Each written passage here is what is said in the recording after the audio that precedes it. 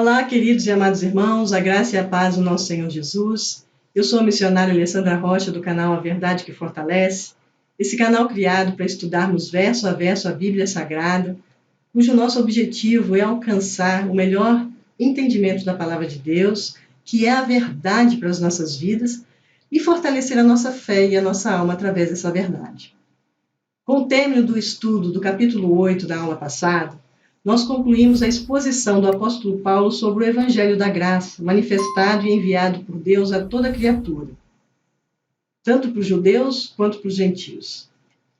Hoje, a nossa 13ª aula da Epístola aos Romanos, que nós intitulamos essa epístola de maravilhosa graça, apreciando a liberdade através da justiça de Deus, nós iremos iniciar uma nova unidade, a unidade 3, na qual estudaremos a justificação ao povo de Israel, que abordará diferentes aspectos da relação de Deus com o povo de Israel, relativos ao seu passado, presente e futuro, que corresponde ao capítulo 9, 10 e 11. Falaremos de Israel no plano de redenção divina. E no capítulo 9, especialmente, na aula de hoje, nós vamos estudar a eleição de Israel dentro do plano de salvação, que vai do verso 1 ao verso 33. Vamos estudar todo o capítulo hoje. Eu não posso deixar de lembrar aos irmãos que na descrição desse vídeo vocês encontrarão os links das aulas anteriores, a lista dos autores e dos teólogos que nós consultamos para realizar a nossa aula, que é a bibliografia. Quero lembrar também aos irmãos que agora nós dispomos para vocês uma forma rápida de localizar os nossos vídeos no YouTube, que é através da hashtag AVF Alessandra Rocha, tudo junto em letra minúscula, onde vocês terão rapidamente a lista de todos os vídeos de estudos disponíveis do canal. Quero também agradecer aos irmãos que estão participando através dos comentários. Muito obrigado pela participação de vocês. É sempre um prazer responder a vocês, a ler os seus pareceres, os seus comentários, as suas dúvidas. É muito importante para nós. Continue participando, queridos. E vocês que ainda não participaram, deixem os seus recados. É importante para nós essa participação de vocês, a nossa integração com o estudo, sabendo se vocês estão compreendendo bem a mensagem que queremos transmitir.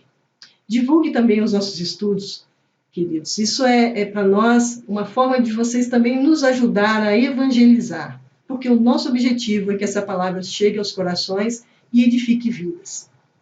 Dando o nosso comentário inicial, vamos fazer a nossa oração, porque sem o Senhor, sem a presença de Deus, nós não alcançamos êxito nos nossos estudos. Então vamos orar. Senhor Deus, gracioso e generoso Pai, muito obrigada, Senhor, por mais uma vez estarmos reunidos hoje para estudarmos a Tua Palavra. Pai, colocamos o nosso coração na Tua presença, pedindo que o Senhor venha iluminar as nossas mentes, o nosso coração, para tudo que vamos estudar nesse dia, nesse momento. Porque, meu Deus, vamos falar sobre a Tua eleição, a eleição do Teu povo. Nós que fomos alcançados também por essa graça. Que haja entendimento, que haja edificação das nossas vidas, que nós sejamos fortalecidos através desse estudo para que possamos viver segundo o Teu propósito, para a glória do Teu nome. Assim nós oramos, agradecidos pela oportunidade e liberdade de estudarmos a Tua Palavra, em nome de Jesus. Amém. Amém, queridos?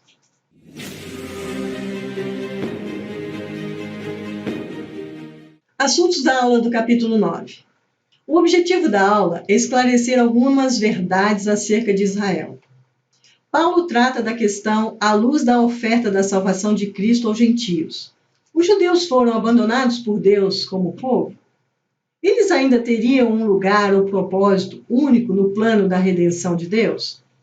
Se os judeus eram o povo escolhido de Deus, por que eles rejeitaram tão teimosamente o seu Messias? Paulo discorreu a respeito da doutrina da salvação no capítulo 1 até o capítulo 8. Veremos nessa aula, no capítulo 9, que Paulo abre um parêntese para tratar a respeito da sorte de Israel, no plano de salvação, onde Deus tem um plano especial para o povo de Israel, e que a rejeição deles é apenas temporária até se cumprir a plenitude dos gentios, quando todo Israel será salvo. Veremos que Deus não pode cortar relações com a nação de Israel pela razão óbvia de que todas as suas promessas para os israelitas ainda não foram cumpridas. Se Deus cortasse a relação com essa nação escolhida, a sua palavra seria falsa e a sua integridade seria desacreditada. Então, nós confirmaremos neste capítulo, no capítulo 9, que Deus é que opera a sua vontade e o seu chamado para a salvação. Nunca dependerá de alguém, mas apenas do próprio Deus, para a sua vontade soberana de Criador e de Redentor, salvar. É nisso que vamos falar na aula de hoje. A eleição de Israel e a eleição dos gentios. Então vamos lá. A eleição de Israel. Romanos, capítulo 9, verso 1 ao verso 5. Digo a verdade em Cristo, não minto, e a minha consciência confirma isso por meio do Espírito Santo. Sinto grande tristeza e tenho incessante dor no coração, porque eu mesmo desejaria ser amaldiçoado, separado de Cristo por amor dos meus irmãos, meus compatriotas, segundo a carne, são israelitas. A eles pertence a adoção, assim como a glória, as alianças, a promulgação da lei, o culto e as promessas. Deles são os patriarcas, e também deles descende o Cristo, segundo a carne, o qual é sobre todos, Deus bendito para sempre. Amém. Vamos analisar esses versos, queridos. Vimos aqui no verso 1 ao verso 5 os privilégios e a salvação. O amor de Paulo pelos seus compatriotas identifica-se com Cristo no que diz respeito ao amor sacrificial. Os privilégios concedidos aos israelitas, Paulo fala da adoção, a glória divina, as alianças, a lei, a adoração, as promessas e os patriarcas. Deus concedeu muitos privilégios aos israelitas, porém a salvação independe desses fatores. Paulo testemunha a respeito de uma tristeza que ele tinha no seu coração. Era a oposição e a incompreensão do seu povo diante daquilo que Deus já havia realizado através deles. Paulo ele se identifica com Cristo quando se expõe e deseja ser amaldiçoado em favor do seu povo, porque Cristo já ele demonstrou isso quando deixou ser amaldiçoado por nós, para nos salvar. Então, era no mesmo amor sacrificial, Paulo queria se dar, se entregar, para que o povo de Israel pudesse compreender o plano de Deus através da vida deles. Então, Paulo ele relembra como o povo foi abençoado pela eleição divina, a adoção desse povo. O próprio Deus tratava Israel como filho, ele levava o povo a conhecer o seu amor, o seu cuidado a todo tempo. Ele também falou da glória divina que Deus manifestava. Israel estava habituado a ver essa glória, os seus prodígios. Ele realizou prodígios no Egito, no deserto, ao longo da história. Então, Paulo relembra essas glórias. Há alianças que foi feito a Abraão, a Moisés no Sinai, a Davi, a muitos outros israelitas. Muitas alianças Deus fez com o povo de Israel. Ele também lembra da lei, que é o grande legado do povo, né? De forma que eles foram dirigidos, a sua existência foi dirigida pela lei. Então, Paulo também lembra da adoração, do templo, do culto, dos rituais, tudo foi dado por Deus, tudo foi criado por Deus. Fala das promessas, que há muitas promessas de Deus para o povo de Israel. E a maior promessa deles era o Messias, o Salvador. Fala também dos patriarcas, né? Abraão, Isaque, Jacó e seus filhos, que traça a linhagem humana do Messias até chegar a Jesus Cristo. Nós vimos aqui 8 bênçãos concedidas pela graça divina. Mas esses privilégios não foram suficientes para salvar o povo, porque a salvação independe desses fatores. A linhagem do Messias, ele veio para esse povo, mas esse povo rejeitou. Por quê? Muitos podem pensar que a promessa de Deus falhou pela rejeição do povo de Israel. Mas aí Paulo continua afirmando nos próximos versículos que nós vamos estudar e vamos desenrolar esse pensamento. Vamos lá. Romanos, no verso 9, do verso 6 ao verso 9, nós vamos ver o seguinte: E não pensemos que a palavra de Deus falhou, porque nem todos os de Israel são de fato israelitas. Nem por serem descendentes de Abraão são todos filhos. Pelo contrário, por meio de Isaque será chamada a sua descendência. Isto é, não são os filhos da carne que são os filhos de Deus, mas os filhos da promessa é que são contados como descendência.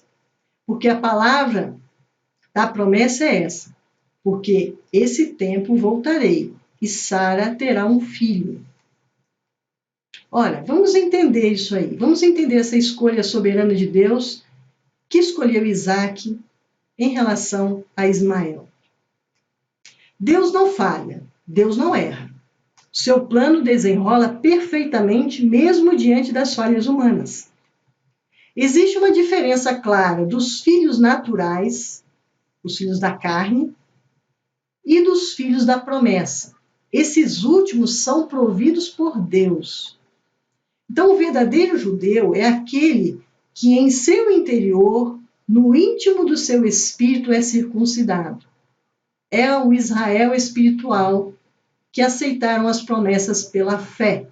Nós já falamos isso nas aulas anteriores a respeito da circuncisão do coração, o verdadeiro Israel, o verdadeiro judeu. Então, Deus não falha em sua promessa. Fica claro que a nossa posição diante de Deus não é a partir da raça, da genealogia, da ascendência ou descendência, mas depende de outro fator. Paulo dá aqui o exemplo dos filhos de Abraão, Isaque e Ismael. Ambos são filhos naturais de Abraão, mas o filho da promessa é o Isaque. Portanto, somente essa descendência era herdeira. Assim, os verdadeiros descendentes são os filhos da promessa, pois são providos por Deus e não pelo homem. Isaque foi dado por Deus e por Deus traçada a sua descendência e o seu propósito. Isso que Paulo está querendo dizer. E ele fala mais ainda. Vamos ver. Vimos aqui em Romanos, capítulo 9, verso 10 ao verso 13, o seguinte: E isso não aconteceu somente com ela, mas também com Rebeca, ao conceber de um só, de Isaque, nosso pai. E os gêmeos ainda não eram nascidos, nem tinham feito bem ou mal, para que o propósito de Deus quanto à eleição prevalecesse, não por obras, mas por aquele que chama. Quando foi dito a Rebeca, o mais velho será servo do mais moço. Como está escrito, amei Jacó, porém desprezei Esaú. No verso 14 ao verso 16, ele encerra esse entendimento dizendo assim: Que diremos então? Que Deus é injusto? De modo nenhum. Pois ele diz a Moisés: Terei misericórdia de quem eu tiver misericórdia, e terei compaixão de quem eu tiver compaixão. Assim, pois, isso não depende de quem quer ou de quem corre, mas de Deus, que tem misericórdia. No capítulo 9, verso 10 a 16, nós vimos uma escolha soberana de Deus. Ele escolhe Jacó. Vamos ver por quê. Paulo explica o modo de escolha de Deus. Isaque e Jacó estavam sob a mesma condição de privilégios. Antes que os gêmeos nascessem ou fizessem coisa boa ou má, para cumprir o propósito de Deus a respeito da eleição, Deus disse: o mais velho servirá o mais novo. Está lá em Gênesis, capítulo 25, verso 23, essa história. Então, assim como Deus nos ensina que a escolha de Isaque e de Jacó nada teve a ver com eles próprios, né? Ou com qualquer coisa que eles tivessem feito ou deixado de fazer, a escolha veio da mente, da vontade e da soberania de Deus que chama para o seu propósito quanto à eleição. Prevalece, então, a vontade soberana de Deus. Então, Paulo quer enfatizar um ensino básico aqui. Responder à questão a respeito da a promessa de Deus falhou? Não, ela não falhou. Ela se cumpre no Israel espiritual, através do escolhido pelo eterno propósito da eleição dentro do Israel físico, do Israel natural. Nós vamos ver a escolha, como Deus faz essa escolha, ou aquilo que ele revela da sua escolha, né? Vamos ver. A escolha de Deus, a eleição. Vimos a eleição. Deus tem um propósito. Então, ele elege as pessoas para que seu propósito seja estabelecido. Deus tem o direito de escolher. Ele é Deus, é Criador e é Redentor. Então, a escolha de Deus não está baseada na pessoa que escolhe, e sim unicamente em Deus. A escolha de Deus não está na obra humana, apenas na sua vontade. Então, vimos que essa questão da eleição, ela não pode ser explicada e nem mesmo pode ser entendida por nós, pois Deus não nos revela na sua palavra os princípios segundo os quais ele faz a sua escolha. Ele só diz que ele escolhe. Deus age segundo o seu propósito. A eleição de Deus é antes de qualquer coisa, é antes de qualquer coisa. Ele não vê a obra, ele não vê a questão humana. O seu plano não é estabelecido na capacidade do homem, que é imperfeito, e sim na sua vontade soberana. Mais uma vez eu falo, a eleição não está baseada na obra humana ou na atitude humana.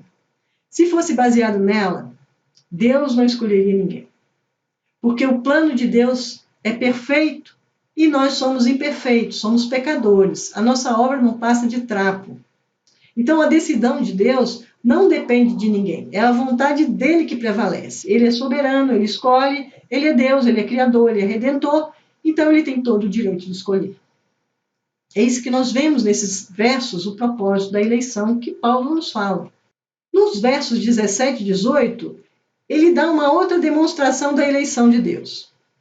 Ele diz o seguinte: porque a Escritura diz a Faraó, foi para isso mesmo que eu levantei, para mostrar em você o meu poder e para que o seu nome seja anunciado, para que o meu nome seja anunciado por toda a terra. Logo, Deus tem misericórdia de quem quer e também endurece a quem ele quer. Nesses versos, nós vimos essa eleição incondicional. Deus escolhe os que crê e deixa de escolher outros incrédulos. Exerce misericórdia com alguns e não com outros. Faraó é o exemplo a quem Deus não exerceu misericórdia e graça. Pelo contrário, foi endurecido o coração para que o propósito se cumprisse e a justiça fosse feita. Deus mostrou o seu poder, seu amor e a sua justiça. É uma forma da soberania dele. Se Deus não revela os seus princípios, segundo os quais ele elege ou faz a sua escolha, isso não é a razão para que a gente possa duvidar da sua justiça. Ele é um Deus justo e essa justiça é a essência dele. Então a sua eleição é a incondicional. Parte do propósito dele. Ele escolhe por sua própria graça, por sua própria vontade, não porque ele prevê que nós iremos crer nele ou aceitar ele, ou iremos fazer a vontade dele. Não, ele não usa. Ele usa a soberania, ele não usa a sua onisciência. Ele escolhe. E não há ninguém que possa resistir à sua escolha.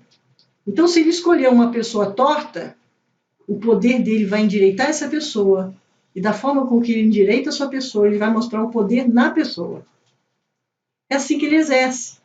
Não sabemos o motivo pelo qual ele escolhe, mas ele escolhe para a salvação. Então, nós somos um povo remido de Deus. Nós já fomos escolhidos pelo Senhor.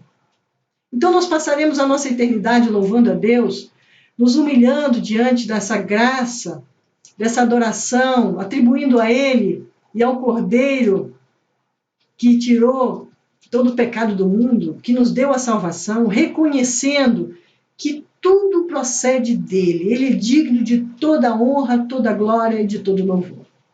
Porque toda graça que nós recebemos, nós remidos recebemos, vem da parte exclusiva de Deus. É a fonte de tudo, é Ele. Nós não contribuímos com absolutamente nada. Ele faz como Ele quer, soberano. É isso que Paulo está dizendo para nós aqui. Ele endurece o coração para fazer o propósito dele. E ele escolhe e transforma para fazer o propósito dele. Amém? Vamos continuar. No verso 19 ao verso 21, nós vemos o seguinte. Mas você vai me dizer, por que Deus ainda se queixa? Pois que quem pode resistir à sua vontade? Mas quem é você, caro amigo, para discutir com Deus? Será que o objeto pode perguntar a quem fez, por que você me fez assim? Será que o oleiro não tem direito sobre a massa? Para o mesmo barro fazer vaso para a honra e outro para a desonra? No verso 22 ao 23 diz, que diremos? Se Deus, querendo mostrar a sua ira e dar a conhecer o seu poder, suportou com muita paciência o vaso de ira, preparados para a destruição, a fim de que também desse a conhecer as riquezas da sua glória aos vasos de misericórdia, que de antemão preparou para a glória. Vamos analisar esses versos. No verso 19 e 23, vamos ver os vasos de honra e vasos para desonra.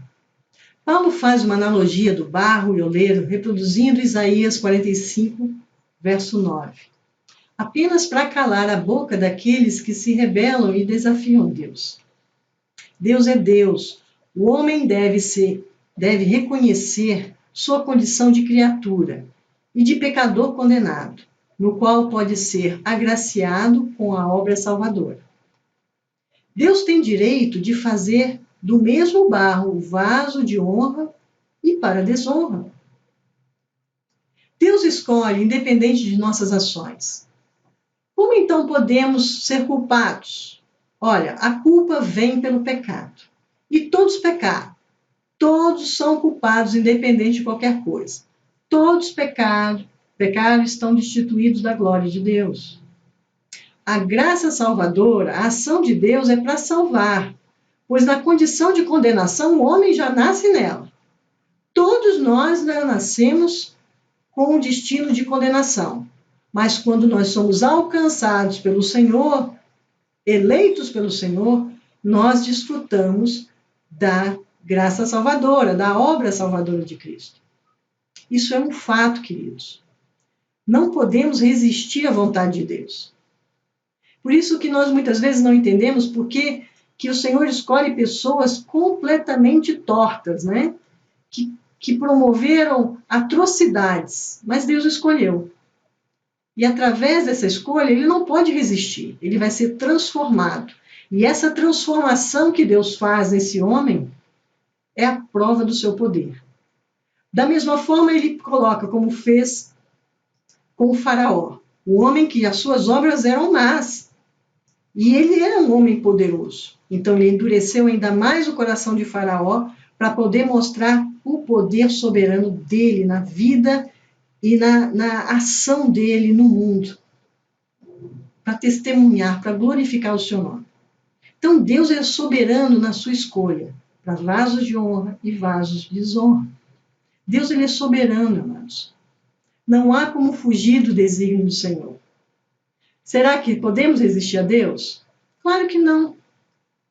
Deus é o Criador e ele tem o direito de escolher o vaso que ele quer. Deus suporta com paciência, como diz Paulo, ele suporta com paciência os vasos da desonra e mostra neles a sua glória. Então, amados, aqui Paulo mostra a riqueza da glória de Deus através do vaso da honra.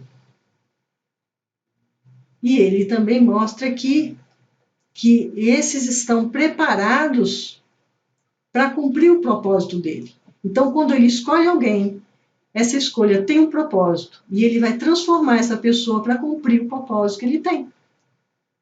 Por quê? Porque ele quer.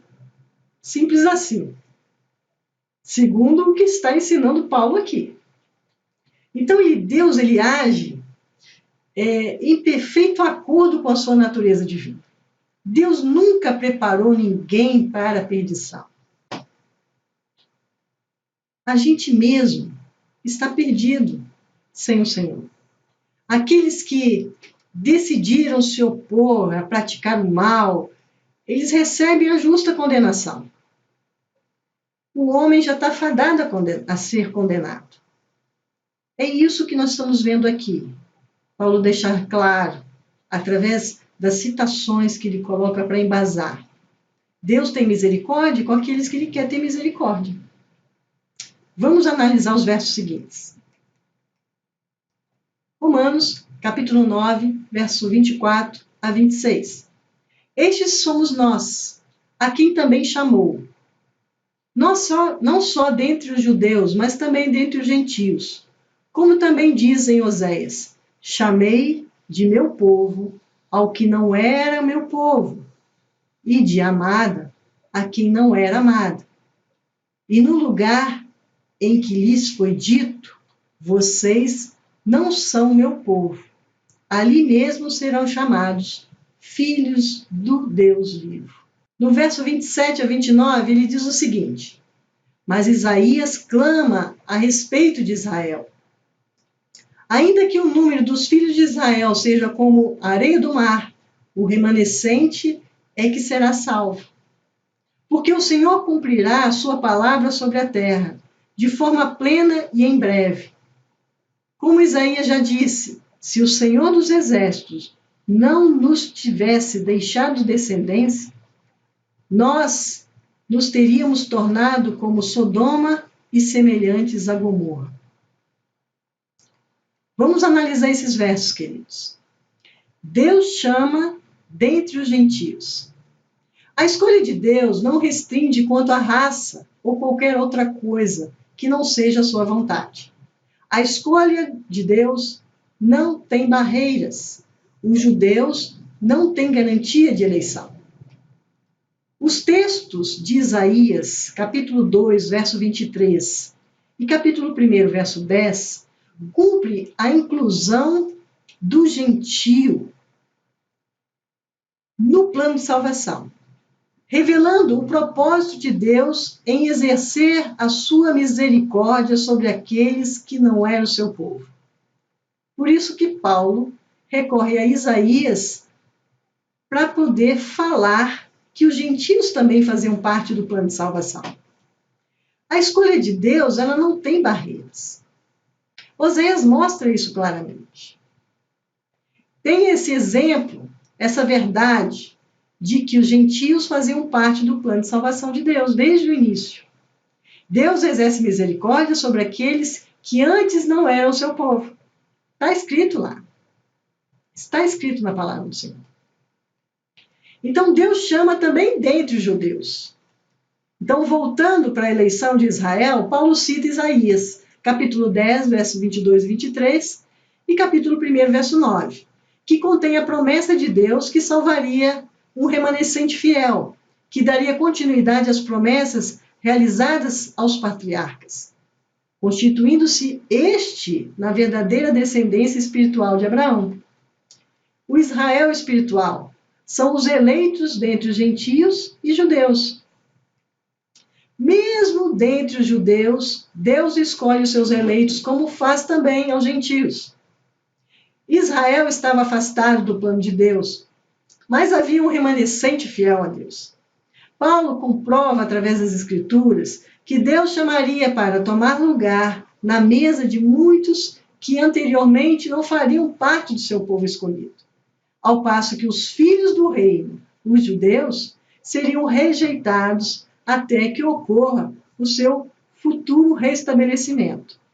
Enquanto isso, as promessas seriam mantidas aos filhos do reino, através da descendência dos remanescentes fiéis, como Paulo cita nos versos de Isaías.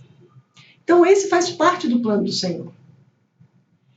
Romanos capítulo 9, verso 30 a 33, vimos o seguinte: que diremos então? Que os gentios que não buscavam a justificação vieram alcançá-la? a saber, a justificação que decorre da fé, e que Israel, que buscava a lei de justiça, não chegou a atingir essa lei. Por quê? Porque não a buscou pela fé, mas como que por obras.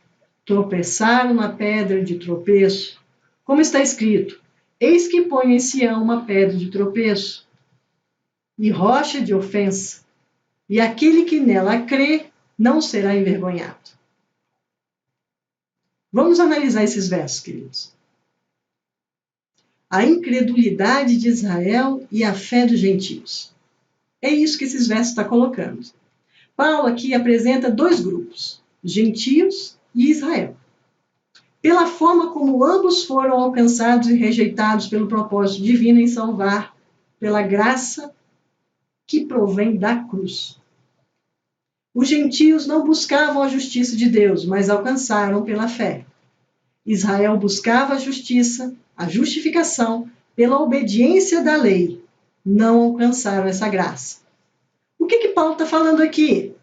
Que a justiça para os gentios não veio através de sua busca e não veio ele veio de encontro, veio confrontando o pecador. O evangelho foi pregado aos gentios, gerando assim uma vontade de Deus para salvá-lo, veio confrontar o pecado. Toda vez que nós evangelizamos um gentio, vem confrontar ele o pecado. É assim que o gentio é salvo. Não foi porque ele está buscando. Ao passo que os judeus buscavam através da justificação, através da lei. Ele buscava essa salvação na justificação da lei, através da sua obra, do seu rito, para alcançar o cumprimento da lei. E eles não alcançaram. Paulo reforça que não é uma decisão humana que a justiça é imputada. É pela obra exclusiva de Deus, sem o esforço ou vontade humana. Não é por obras, é pela fé. Então, nós vimos aqui uma incredulidade de Israel e a fé dos gentios. Paulo aponta para a insensatez do caminho percorrido por Israel, pela prática das obras, como se fosse o meio proporcionado por Deus para se atingir a salvação.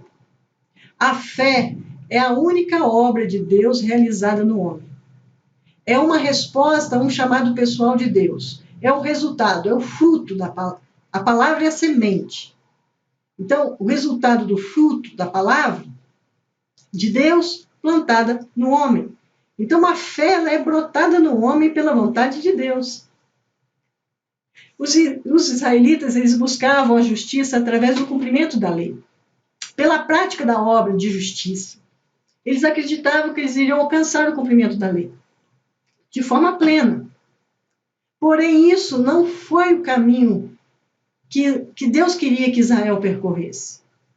Nós já estudamos que Abraão foi um exemplo de justiça pela fé. Deus imputou a Abraão a fé.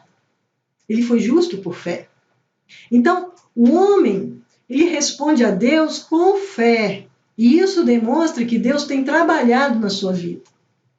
Os judeus, eles tropeçaram naquilo que era fundamental, que era Jesus. Tinha que ter fé em Jesus, tem que ter fé em Jesus. Então, a incredulidade de Israel e a fé dos gentios, vamos ver que Paulo fala mais adiante, que tropeçaram na pedra de tropeço. A cruz de Cristo foi o fato inaceitável para os israelitas. O Messias, o Cristo prometido, morreu na cruz. Constituiu-se em uma verdadeira maldição, abominável diante da lei. A morte de Cristo pode fazer o homem cumprir a lei. Então, ela mostra que a lei não é o caminho para a justificação divina. E isso foi algo que o povo de Israel não entendeu. Eles não aceitavam isso. A pedra de tropeço foi a cruz. Olha, os israelitas eles não acreditavam que o Messias prometido seria amaldiçoado, que ia morrer na cruz. Pois a lei apontava que todo aquele que morria na cruz era maldito. Então, como é que eles podiam imaginar que o Messias que eles estavam esperando ia morrer dessa forma? Fazendo-se verdadeira maldição. Além disso, eles também não podiam entender como é que a morte de Cristo podia fazer com que eles cumprissem a lei. E além de afrontar mais uma vez que o caminho que eles estavam seguindo para alcançar a salvação era inadequado. Não era através do cumprimento da lei, era através da fé. Então isso era mais uma barreira que serviu de pedra de tropeço. O caminho para obter a justiça não era o cumprimento da lei, porque eles não conseguiam cumprir. Então a cruz destrói os alicerces da própria justiça do homem, da própria justiça do judeu, porque ela nos diz que nunca conseguiremos fazer alguma coisa para alcançar mérito de Deus, para obter a salvação.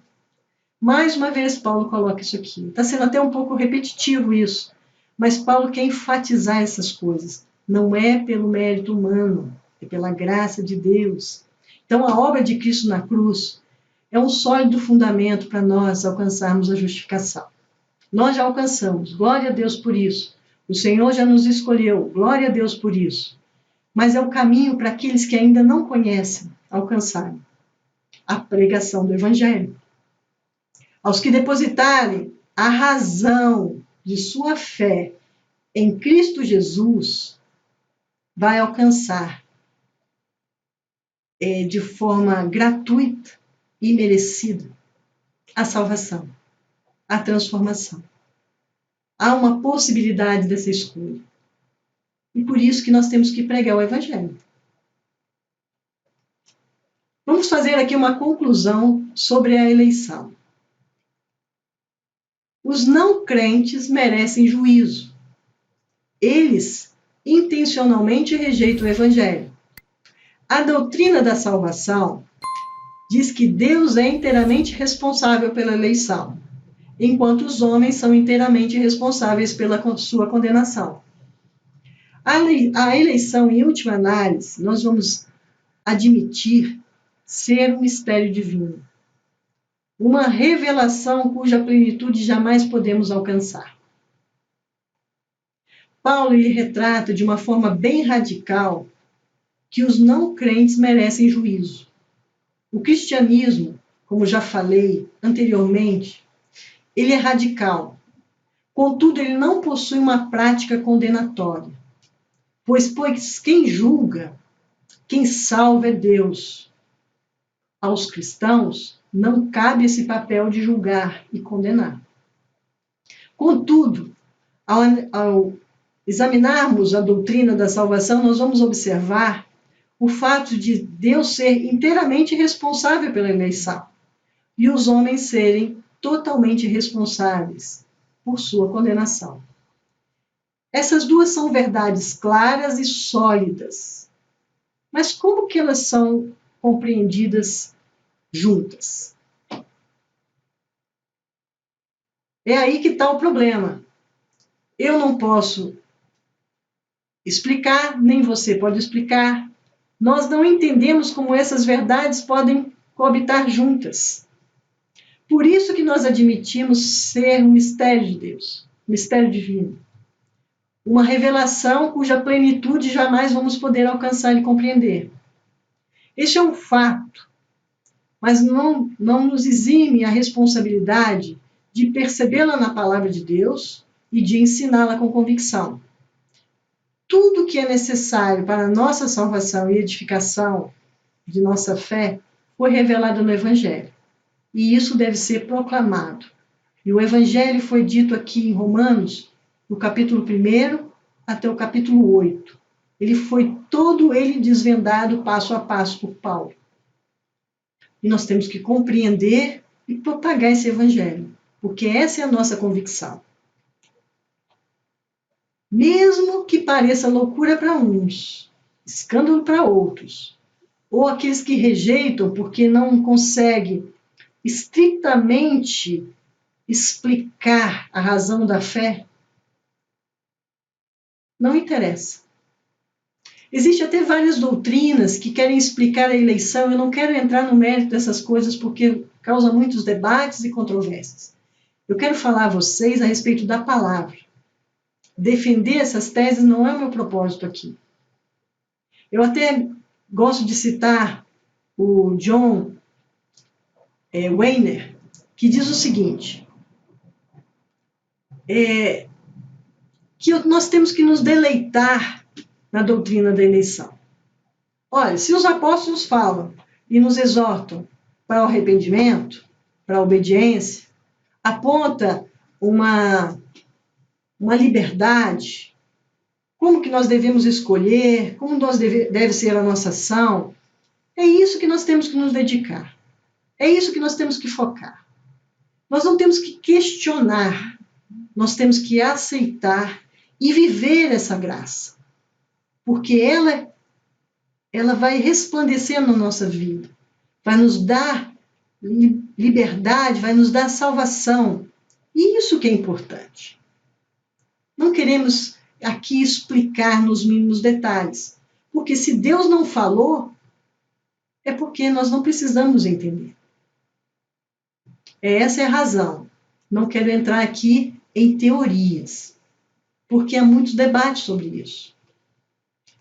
Charles Simmons, de Cambridge, ele diz o seguinte, assim como as engrenagens de uma complicada máquina podem mover-se em direções opostas e mesmo assim prestar-se a um fim comum, também muitas verdades aparentemente opostas podem ser perfeitamente conciliáveis em si e igualmente prestar-se aos propósitos de Deus no cumprimento da salvação do ser humano. Esse Charles Simmons é pastor e pregador da Palavra de Deus, ele usava essa justificativa, o seu comprometimento com os ambos extremos, né? Essas verdades extremas e fundamentais da eleição, pegando a ilustração da Revolução Industrial, como nós vimos ali, como eu li a vocês. Então, a eleição, ela se entende, ela não se explica. Porém, nós aceitamos, defendemos e divulgamos. Esse é o nosso propósito. Olha, com tudo que eu disse aqui, eu espero que vocês tenham entendido o propósito de Paulo quando ele coloca essas verdades. Ele também não defende teorias, ele só fala que é. Agora nós vamos fazer uma última análise das verdades que estudamos com as considerações finais. Eu vou falar aqui em poucas palavras tudo o que nós falamos nesse capítulo 9, como considerações finais. Análise das verdades estudadas. Os judeus recusaram o evangelho porque seus corações foram endurecidos por Deus. Em sua eleição soberana, Deus escolhe a sua vontade para a salvação. O processo da eleição não elimina a responsabilidade humana. Deus é justo em condenar os pecadores e misericordioso em salvar alguns. Nós, em nossa limitação e finitude, não podemos julgar a Deus, nem temos como buscar entender os seus desígnios, que são infinitos, santos, justos e bondosos.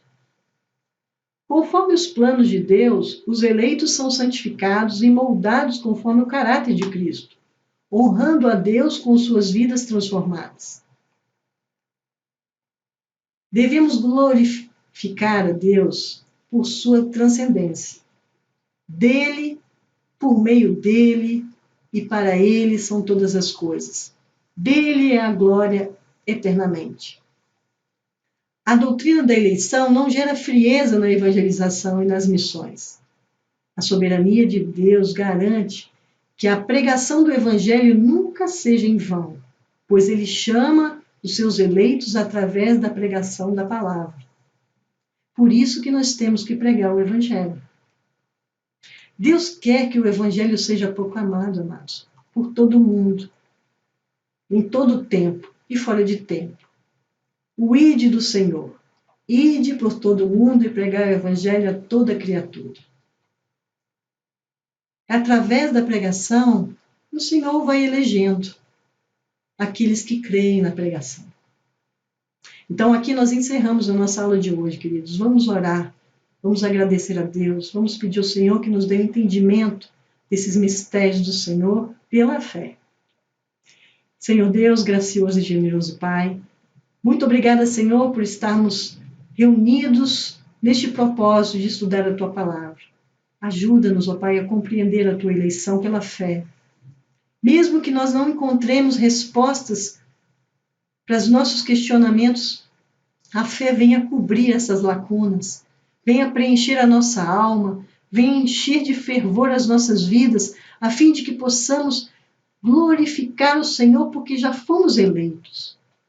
E não nos intimidar, pregar o Evangelho a todos aqueles que ainda não alcançaram a graça do entendimento e não alcançaram o favor do Senhor de ser salvo. Porque é através do Evangelho que vamos povoar o reino dos céus. O Senhor vai escolher. A mão dele não está encolhida que não possa alcançar, nem os seus ouvidos agravados que não possam ouvir o clamor do seu povo, para escolher, para eleger e para salvar. Senhor, muito obrigada por essa palavra. Haja nos nossos corações e fortaleça a nossa fé. Assim nós oramos agradecidos pela liberdade e oportunidade em nome de Jesus. Amém? Agradeço a todos vocês mais uma vez por terem assistido mais uma das nossas aulas. Se vocês tiverem alguma dúvida, queridos, coloque lá nos comentários, perguntem. Esperamos que vocês estejam entendendo. Mas sabemos que a edificação da nossa fé é pela verdade da palavra entendida e alcançada e compreendida. Porque essa é a palavra que nos fortalece. Até a próxima aula, queridos, se assim Deus permitir. Um beijo no coração de vocês. Amém.